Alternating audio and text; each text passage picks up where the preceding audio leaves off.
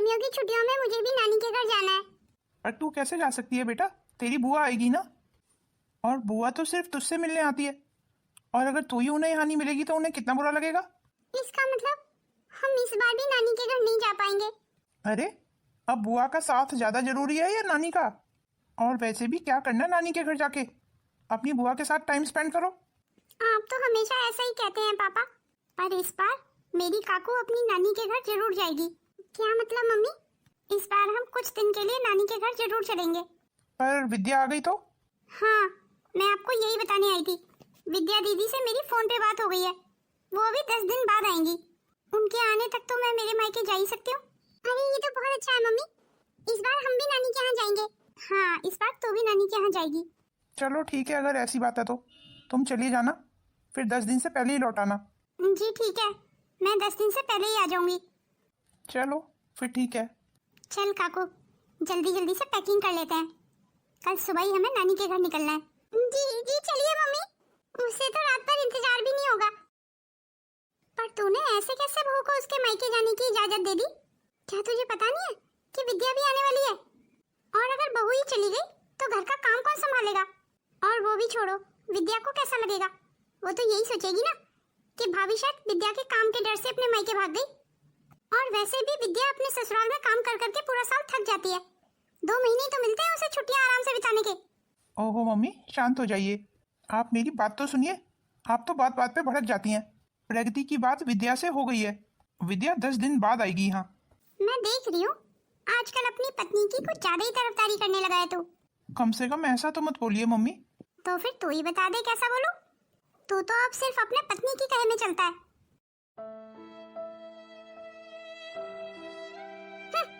मुझसे पूछा तक नहीं और अपनी पत्नी को उसके मायके जाने की इजाजत दे दी।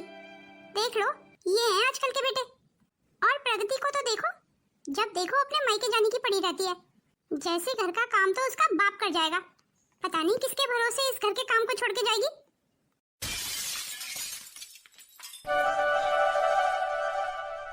अरे प्रगति, अब जल्दी आ भी जाओ, ऑफिस जाने से पहले तुझे तेरे घर छोड़ देता हूँ। जी बस 2 मिनट, अभी आई। जी बस 2 मिनट। मेरी बात तो जैसे इस घर में किसी को सुननी नहीं है।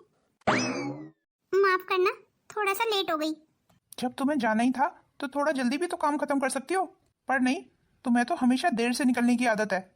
दूसरे के टाइम की अहमियत ही नहीं है तुम्हें। अरे वो घर का सारा काम खत्म करके रखा है मैंने। माँ जी के लिए खाना वगैरह बना के रखा है मैंने कि माँ जी को कोई काम ना करना पड़े। माँ जी, मैंने आपके लिए खाना वगैरह बना के रख दिया है। आज का घर का सारा काम खत्म कर दिया मैंने। आज तो तूने घर का सारा काम बड़ी जल्दी खत्म कर दिया। हाँ, मायके की जो खुशी है तुझे, इसीलिए। अब कम से कम ऐसा तो मत बोलिए माँ जी, रोज भी तो सारा काम मैं ही करती हूँ। चल चल रहने भी दे, अब मैं सब जानती हूँ कितना काम करती है तू। चल खैर, अब मेरा मुंह मत खुलवा, तू जा तेरे मायके। खामखा मेरे मुंह से कुछ निकल गया तो तुझे बुरा लग जाएगा, और तुझे जल्दी चले जाना चाहिए था तेरे मायके। तुझे मेरे लिए खाना वगैरह बनाने की भी क्या जरूरत थी? तुझे क्या लगता है तेरे बिना क्या मैं भूखी मर जाती? मैं अपने लिए खाना बना लेती। अभी मेरी बूढ़ी हड्डियों में इतनी जान है। खाना ना बना दिया तूने, जैसे कोई तीर मार दिया मेरे बेटे के सामने, ऐसे जता दिया जैसे तूने मुझ पे कोई एहसान कर दिया। अब जा ना, यहाँ क्यों खड़ी है? देर हो रही होगी तुझे। भला इस समय दरवाजे पे कौन होगा? राकेश, जरा जाके देख तो सही कि दरवाजे पे कौन आया है। जी ठीक है मम्मी। अरे विद्या तू? नमस्ते भैया, कैसे हैं आप? अरे तू बाहर क्यों खड़ी है, आ अंदर आ। भाभी, जरा ये सूटकेस उठा के अंदर रख देना। हाँ हाँ, सूटकेस भी रख देगी तेरी भाभी, तू अंदर तो आ। विद्या का सूटकेस उठा के अंदर रख दो। पर मैं तो मेरे मायके जा रही थी ना। क्या मतलब मायके? तुझे दिखाई नहीं दे रहा मेरी बहन आ गई है? अब तो कहीं नहीं जाएगी, चल जा। अब विद्या का सूटकेस उठा के अंदर रख दे, और उसके लिए चाय नाश्ते का इंतजाम कर। जी जी ठीक है। आइए दीदी, अंदर आइए। आजा विद्या, अंदर आजा। मैं जरा ऑफिस में फोन कर देता हूँ कि आज मुझे ऑफिस की छुट्टी चाहिए। क्या बात है भाभी, लगता है आप मुझे देख के खुश नहीं हुई। नहीं नहीं दीदी, ऐसी कोई बात नहीं है। बस हो गई तसल्ली, चल अब अंदर आजा। जी ठीक है भैया। अरे तुम क्यों खड़ी हो? सूटकेस उठा के अंदर रखो और चाय नाश्ते का इंतजाम करो। पर दीदी तो 10 दिन बाद आने वाली थी, फिर जल्दी कैसे आ गई? इस बार फिर से मैं अपने मायके नहीं जा पाऊंगी। पिछले 10 सालों से मेरे साथ यही तो हो रहा है। जी मम्मी नहीं, अब नहीं आ रही। आप तो जानती हैं ना मम्मी, विद्या दीदी को भी यहाँ आना होता है और वो आ गई हैं। और उनके होते हुए मैं अपने मायके चली जाऊँ, ये अच्छा थोड़ी लगता है। वो क्या सोचेंगी मेरे बारे में। अगली बार सैटरडे संडे की काकू की छुट्टियाँ पड़ेंगी ना, मैं उन 2 दिन की छुट्टियों में आ जाऊंगी। चलिए ठीक है मम्मी, अब फोन रखती हूँ, आप अपना ध्यान रखना। बिल्कुल सही किया जो तुमने अपनी मम्मी को मना कर दिया। खामखा बेचारी इंतजार ही करती रहती। पर मुझे ये समझ नहीं आ रहा है, दीदी से तो मेरी फोन पे बात हुई थी, वो बोल रही थी मैं 10 दिन बाद आऊंगी, पता नहीं जल्दी कैसे आ गई। अब तुम्हें इस बात का दुख है क्या कि मेरी बहन पहले कैसे आ गई? ये आप कैसी बातें कर रहे हैं? आज तक मैंने भला कभी इस बात का दुख किया है? गर्मियों की छुट्टियों में आज तक कभी मैं अपने मायके नहीं जा पाई। पूरी 2 महीने की छुट्टियों में मैं दीदी की खातिरदारी करती रहती हूँ, वो तो छुट्टियों की शुरुआत में ही यहाँ आ जाती हैं। तो तुम ये चाहती हो कि वो यहाँ ना आए? मेरी बहन बेचारी साल में एक बार ही यहाँ आती है, उसके बाद भी तुम्हारा मुंह बन जाता है उसे देख के। मैं भी एक साल में एक ही बार अपने मायके जाने के लिए बोलती हूँ। मैं कौन सा आपसे कहती हूँ कि मुझे बार बार मायके जाना है, पर दीदी हमेशा मुझसे पहले आ जाती हैं। कॉम्प्रोमाइज तो मुझे ही करना पड़ता है ना। अब मैं यहाँ बेफालतू की तुमसे बहस में पढ़ने नहीं आया हूँ और ना ही तुम्हारी बकवास सुनने आया हूँ। तुम्हें ये बताने आया हूँ कि मेरी ऑफिस से छुट्टी अप्रूव्ड हो गई है, तो लंच जरा ठीक ठाक सा बना लेना। मम्मी इस बार हम फिर से नानी के यहाँ नहीं जा पाएंगे ना? कोई बात नहीं है बेटा, अब बुआ आ गई है तो हम कैसे जा पाएंगे। हम नानी के यहाँ फिर कभी चलेंगे। आप हमेशा यही कहती हैं। मामी आज खाने में क्या बनाएंगी? जो भी मेरा चिंटू बेटा बोलेगा मैं वही बना दूंगी। ठीक है मामी, तो दोपहर को मेरे लिए पिज्ज़ा बना देना, मैं तो दोपहर को पिज्ज़ा ही खाऊंगा। अरे काकू तू यहाँ खड़ी है, मैं तुझे सारे घर में ढूंढ रहा था, चल खेलते हैं।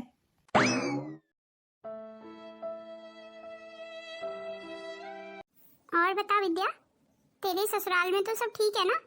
तेरी सास तुझसे ज्यादा काम फाम तो नहीं कराती? आपको क्या लगता है मम्मी, किसी में इतनी हिम्मत है जो आपकी बेटी से काम करा सके? मेरी सास मुझे काम बताने से पहले 100 बार सोचती है बेचारी। मैं तो सिर्फ अपना, अपने पति का और अपने बेटे का ही काम करती हूँ, और वो भी तब जब नौकरानी नहीं आती। आपको तो पता है ये काम फाम करना मुझे बिल्कुल पसंद नहीं है। अब पसंद होगा भी कैसे? मैंने तुझे काम करने की आदत जो नहीं डाली, मैंने तुझे हाथों पे रखा है, हाथों पे। वही तो। अब जरा भाभी को बोल के 1 गिलास जूस तो मंगा दीजिए मम्मी। हाँ, प्रगति को मैंने थोड़ी देर पहले बोल दिया था कि तुझे 1 गिलास जूस दे जाए, बस लाती होगी। ले, तेरे लिए जूस ले आई वो। अच्छा हुआ भाभी आप आ गई, मेरा तो गला सूखा जा रहा है, मैं क्या बताऊं। जल्दी से अब 1 गिलास जूस का दे दीजिए। जी दीदी, ये लीजिए। और हाँ भाभी, मेरे और चिंटू के कपड़े पड़े हुए हैं धुलने वाले, जरा धो देना। और हाँ, जो साड़ियाँ हैं ना मेरी, उन्हें हाथ से ही धोना, मशीन में मत डाल देना।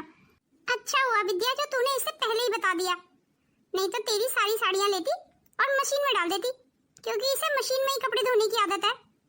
हाथ से नहीं धो सकती है कपड़े, हाथ टूट जाएंगे ना इसके। इसने मशीन के चक्कर में मेरी एक नहीं कई साड़ियाँ खराब कर दी हैं। भगवान के लिए बहू, विद्या की साड़ियों के साथ ऐसा मत करना, उन्हें हाथ से ही धो के डालना। विद्या की एक एक साड़ी काफी कीमती है, कई कई हजार की है। जी ठीक है माँ जी, चाहे बाप के घर हाथ से कपड़े रगड़ रगड़ के कमर ही क्यों ना टूट गई हो, पर ये तो ससुराल है, यहाँ पे मशीन जो मिल गई कपड़े धोने के लिए। अब तो महारानी के भाव भी बढ़े हुए हैं, कपड़े लेती है और मशीन में ठूस देती है, फिर कपड़े चाहे महंगे ही क्यों ना हो। अब महंगे कपड़े बाप के यहाँ कभी देखे हो तो महंगे और सस्ते का फर्क पता चले। पता नहीं इतना कौन सा घर में काम है, बस सुबह का ही तो काम है, सुबह ही थोड़ा बहुत काम होता है, उसके बाद तो सारा दिन आराम है। उसके बाद भी हमें मारे ही डालती है, हर समय काम के ताने देती रहती है। इसे आलस कहते हैं मम्मी। आप बिल्कुल ठीक कह रही हैं, आजकल की बहुओं के यही हाल है। अरे दीदी तो सो रही हैं, ये कपड़े अभी बेड पे ही रख देती हूँ, दीदी उठेंगी तो खुद रख लेंगी। सारे कपड़े अच्छे से हाथ से धो के प्रेस कर दिए मैंने। सुबह से घर के इतने सारे काम, ऊपर से इतने सारे कपड़े हाथ से धो के प्रेस करने में मेरे कमर में बहुत दर्द हो गया है। थोड़ी देर कमर में दवाई लगा लेती हूँ और आराम कर लेती हूँ, शाम तक कमर का दर्द ठीक हो जाएगा। मम्मी मम्मी मम्मी उठो ना। क्या हो गया चिंटू? मुझे नींद से क्यों जगा रहा है? मुझे भूख लग रही है, कुछ खाने को दे दो। तो मेरे पास क्यों आया है? जा मामी के पास जा, वो खाना बना के दे देंगी। तुझे जो भी खाना है उन्हें बता देना। उफ, ये बच्चे भी ना सिर दर्द करके रखते हैं। मामी मामी उठो ना। मामी मुझे बहुत तेज भूख लग रही है, मेरे लिए कुछ खाने के लिए बना दीजिए।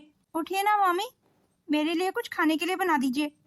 चिंटू बेटा, मेरी कमर में अभी बहुत दर्द हो रहा है, अभी बस दवाई लगा के लेटी हूँ मैं थोड़ी देर बाद बना दूंगी तेरे लिए। तू जो भी बोलेगा वही बना दूंगी, बस आधा घंटा दे दे मुझे, तब तक तू जा टीवी देख ले। जी ठीक है मामी।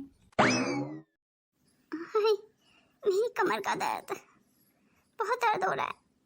अभी तो शाम को ये भी आ जाएंगे, शाम का खाना भी बनाना है, इतना सारा काम अकेले कैसे कर पाऊंगी।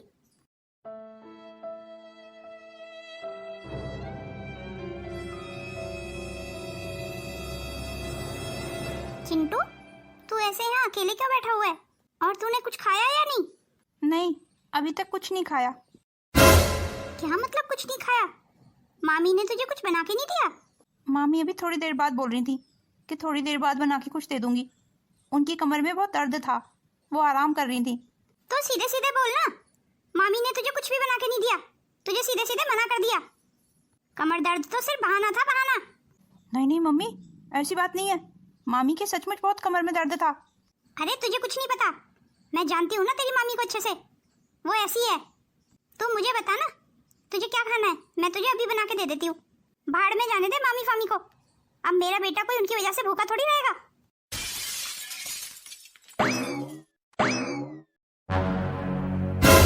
देख लीजिए मम्मी, अब ये इज्जत रहेगी इस घर में मेरी और मेरे बेटे की। पर बात क्या है विद्या, तू इतने गुस्से में क्यों है? मेरे बेटे ने आपकी लाडली बहू से खाना मांगा और उन्होंने साफ साफ इनकार कर दिया। उसकी इतनी हिम्मत? तू चिंता मत कर, चिंटू के लिए खाना मैं बना देती हूँ। अरे आप क्यों बना देंगी, मैं खुद बना लूंगी अपने बेटे के लिए खाना। मेरा बेटा किसी का मोहताज नहीं है, किसी को भी मेरे बेटे के लिए तकलीफ करने की कोई जरूरत नहीं है, खासकर आपकी बहू को। देखो कैसे सोई पड़ी है, शर्म लिहाज तो जैसे इसने बेच खाई है। मेरी आवाज का भी कोई फर्क नहीं है? अरे मैंने कहा कानों में रुई ठूस के सो रही है क्या? मेरी बेटी किचन में अकेले काम कर रही है और तू यहाँ बिस्तर तोड़ रही है। अरे बड़ों की कोई शर्म लिहाज है या नहीं? क्या बात है मम्मी? ये तो तू अपनी इस आलसी पत्नी से पूछ, जो सुबह से बीमारी का बहाना बना के बिस्तर पकड़ के लेटी हुई है। और मेरी बेटी बेचारी अकेले सुबह से किचन में काम कर रही है, उसे तो मायके में भी सुख नहीं है। बेटियां मायके आती हैं कि 2-4 दिन का सुख मिल जाए, पर अगर मायके में भाभियां ऐसी हो ना, तो बेटियों के भाग्य में कभी सुख नहीं होता। ये सब तेरे लाड प्यार का नतीजा है। इस औरत को तूने ही ज्यादा सिर पे चढ़ा के रखा हुआ है, वरना इसकी इतनी हिम्मत हो जाती कि चिंटू को खाने के लिए मना कर देती। क्या मतलब मम्मी, मैं कुछ समझा नहीं। इतना नादान तो नहीं लगता तू कि तुझे मेरी छोटी सी बात समझ में नहीं आई।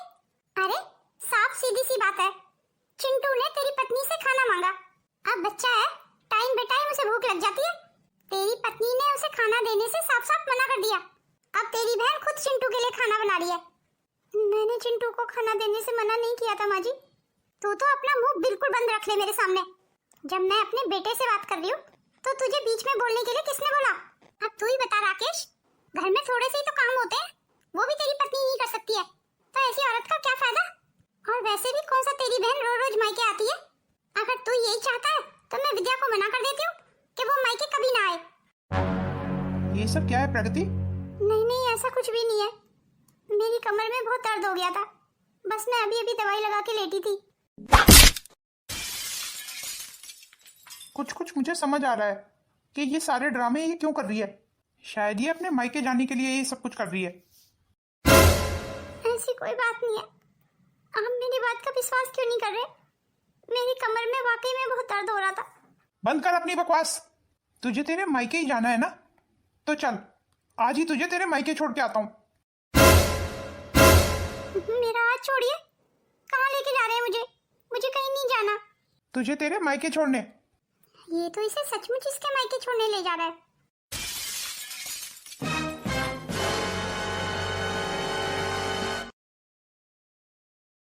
राकेश अभी तक आया क्यों नहीं?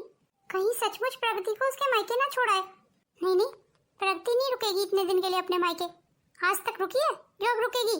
पर काकू की छुट्टियां पड़ी हुई हैं, हो सकता है रुक भी जाए। पर आज से पहले 1.5-2 महीने के लिए कभी नहीं रुकी प्रगति अपने मायके। पर अगर रुक गई तो घर की सारी जिम्मेदारी मुझे ही उठानी पड़ जाएगी। नहीं नहीं, मुझे तो ये भी नहीं पता कौन सा सामान कहाँ रखा है। आप भी ना मम्मी बिना सोचे समझे कोई भी काम कर देती हैं। आपको क्या जरूरत थी भैया को इतना भड़काने की कि वो गुस्से में भाभी को उनके मायके ही छोड़ा है? पर तूने ही तो मुझे प्रगति के खिलाफ भड़काया था। लो, मैंने तो आपको सिर्फ एक साधारण सी बात बताई थी। क्या जरूरत थी आपको इतना गुस्सा करने की? और आपने वही छोटी सी बात भैया को नमक मिर्च लगा के बता दी। अब नुकसान किसका हुआ? हमारा ही हुआ ना। भैया ले गए ना भाभी को उनके मायके छोड़ने। मैं तो 2 महीने रुकने आई थी। अब भाभी नहीं होंगी यहाँ पे तो मैं 2 महीने कैसे रहूंगी? अब सारी जिम्मेदारी घर की मुझे ही उठानी पड़ जाएगी। अच्छा, तो तुझे घर की जिम्मेदारी की चिंता है? मेरे होते हुए तुझे घर की कोई जिम्मेदारी उठाने की जरूरत नहीं है। मैं अपने घर का काम खुद कर लूंगी। ओहो मेरी प्यारी मम्मी, आप तो नाराज हो जाती हैं। मेरा वो मतलब बिल्कुल नहीं था। मैं तो सिर्फ आपको ये बोलना चाह रही थी कि भाभी घर में रहती है तो हम दोनों के ऊपर काम की कोई सिरदर्दी नहीं रहती। वो सारा काम खुद ही संभाल लेती हैं। वो होती हैं तभी तो हम दोनों माँ बेटी चैन से बात कर सकती हैं। नहीं तो वही घर की सुबह से भाग दौड़ शुरू हो जाएगी। झाड़ू पोछा बर्तन किचन का काम कपड़े धोने। बताओ मम्मी मैं गलत कह रही हूँ? और मुझे तो ये लग रहा है मम्मी आपकी कोई गलती नहीं है, सारी गलती मुझे भैया की लग रही है। अगर मान लो आपने कुछ कह भी दिया तो भैया को क्या जरूरत थी कि भाभी को पकड़ के ले गए और मायके ही छोड़ने चले गए? इसका मतलब तो सीधा सीधा यही हुआ ना मम्मी कि कहीं ना कहीं भैया भी चाहते थे कि इन छुट्टियों में भाभी अपने मायके रहें। शायद तू बिल्कुल ठीक कह रही है विद्या। मेरे तो दिमाग में ही नहीं आई ये बात। कहीं ना कहीं राकेश ही नहीं चाहता होगा कि उसकी पत्नी पे काम का बोझ पड़े।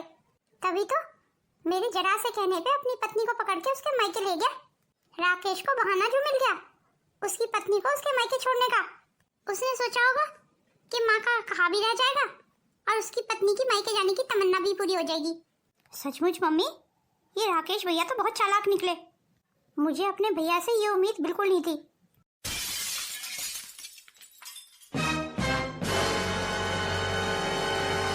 इन दोनों को क्या हुआ? ये क्या तरीका था दामाजी का? तूने देखा ना प्रगति को कितने गुस्से में छोड़ के गए हैं। मैं आपको बता रहा हूँ मम्मी, जब तक जीजाजी नाक रगड़ते हुए इज्जत के साथ मेरी बहन को नहीं ले जाते ना यहाँ से, तब तक मैं उस घर में अपनी बहन को वापस भेजने वाला नहीं हूँ। इसमें तेरी कोई गलती नहीं है। अपनी बहन को इस हाल में देख के किसी भी भाई को गुस्सा आएगा। पर हमें जोश से नहीं होश से काम लेना है। हम लड़की वाले हैं, हमारी बेटी का घर ना टूटे। लड़की वालों को तो हमेशा ही झुके रहना पड़ता है। पर ये तो तय है कि मैं अपनी प्रगति को ऐसे ही तो नहीं भेजने वाली उसके ससुराल। जब तक दामाजी अपनी गलती की माफी नहीं मांगेंगे तब तक प्रगति यहीं रहेगी, चाहे फिर उसके लिए मेरी बेटी को लंबा इंतजार क्यों ना करना पड़े। क्योंकि मैं ये अच्छे से जानती हूँ कि मेरी बेटी गलत नहीं है। बस मुझे आपसे यही सुनना था, अब मुझे तसल्ली हो गई। ये देखो काकू ने कमरे की क्या हालत की हुई है। खा पी के सब कुछ कमरे में ही फेंका हुआ है। काकू काकू जी कहिए पापा। ये देख तूने कमरे की क्या हालत की हुई है। तूने खा पी के सब कुछ कमरे में ही फेंका हुआ है। और ये पिज्जा क्यों खाया है तूने? तुझे तो पिज्जा बिल्कुल पसंद नहीं है ना, फिर क्यों खाया तूने?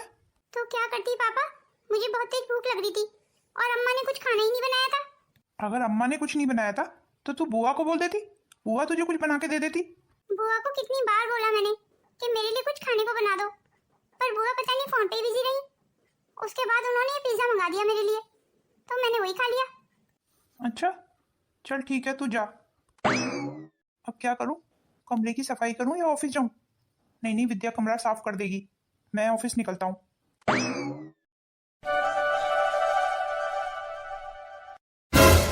अरे ये कचरा अभी तक इसी कमरे में पड़ा हुआ है, तो क्या माँ ने इस कमरे की सफाई नहीं की? काकू बेटा क्या हुआ तुझे, तू इस समय लेटी क्यों हुई है? पापा मुझे बहुत तेज बुखार हो गया है। बुखार हो गया? पर कैसे? कोई बात नहीं है पापा, आप घबराइए मत, अम्मा ने मुझे दवाई दे दी है। तूने कुछ खाया या नहीं? हाँ, अम्मा ने चाय और बिस्किट दे दिए थे। तो रुक अभी मैं तेरे लिए खिचड़ी बनवाता हूँ। विद्या विद्या क्या बात है भैया? देख काकू की तबीयत ठीक नहीं है, तू उसके लिए उठ के खिचड़ी बना दे। भैया मैं बहुत थक गई हूँ, आप मम्मी को बोल दीजिए।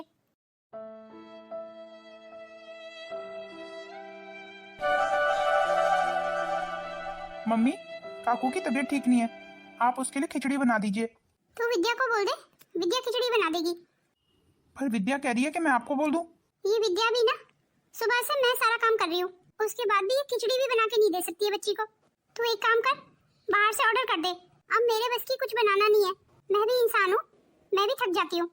आप दोनों की दोनों काम करने से थक गई, जबकि मेरे कमरे की तो सफाई भी नहीं हुई आज। क्या मतलब है तेरा? अगर तेरे कमरे की सफाई नहीं हुई तो क्या घर में कोई काम नहीं होता? तेरे कमरे की सफाई के अलावा भी 36 काम होते हैं घर में, और अब तू अपने कमरे की सफाई मुझसे करवाएगा। बस यही बुरे दिन देखने बाकी रह गए कि बहू बेटे के कमरे की सफाई मैं करूं। क्यों मम्मी, मेरे कमरे की साफ सफाई करने में क्या प्रॉब्लम है? सारे घर का काम आप दोनों ने मिलके कर दिया, मेरा कमरा छोड़ दिया। हाँ तो तू मुझसे क्यों झगड़ रहा है? अपनी पत्नी को मायके कौन छोड़ के आया था? उसके लिए भी आपने मुझे मजबूर किया था। हाय राम, कितनी जबान चला रहा है मेरे सामने। अपनी पत्नी को तो खुद छोड़ के आया था। तेरी पत्नी वहाँ मायके में ऐश करे और मैं उसके कमरे की सफाई करूं? ना, ये नहीं हो सकता। इसका मतलब अगर प्रगति थोड़े दिन के लिए अपने मायके रह लेती है तो मेरे कमरे की सफाई नहीं होगी या मेरा कोई काम नहीं होगा? देख, साफ सीधी सी बात है, मुझसे तो नहीं होगा। और ये सब तो तुझे प्रगति को उसके मायके छोड़ने से पहले सोचना चाहिए था। जिस काम को मेरी मम्मी और मेरी बहन मिलकर नहीं कर पा रही हैं, वो सारा काम प्रगति अकेले किया करती थी, और साथ में काकू का भी कितना ध्यान रखा करती थी। मुझ तक तो कभी कोई बात आ ही नहीं पाती थी। अब काकू के लिए खिचड़ी मैं ही बना लाता हूँ। खिचड़ी बना तो दी है मैंने, पता नहीं कैसी बनी होगी। चलो अब जैसी भी होगी काकू को यही खानी पड़ेगी। काकू, काकू, ले बेटा थोड़ी खिचड़ी खा ले। ये खिचड़ी आपने बनाई है पापा? हाँ, मैं तेरे लिए खिचड़ी नहीं बना सकता। नहीं नहीं, वो मेरा मतलब आपने इससे पहले कभी कुछ बनाया नहीं ना किचन में। अच्छा ये सारी बात छोड़, चल तू खिचड़ी खा के बता कैसी बनी है, तब तक मैं इस रूम की सफाई कर देता हूँ।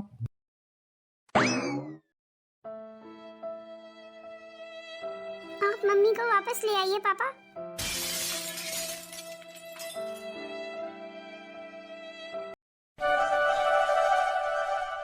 विद्या, विद्या, जी कहिए भैया। मेरा लंच तैयार हो गया है तो दे दे, और ब्रेकफास्ट भी लगा दे। पर मैंने अभी तक कुछ नहीं बनाया भैया। और वैसे आप भाभी को उनके मायके क्यों छोड़ा है भैया? कम से कम भाभी होती तो ये छोटे मोटे काम तो कर लेती। मैं तो यहाँ छुट्टियां बिताने आई थी, मुझे क्या पता था सबके लिए भोजन बनाना पड़ेगा मुझे।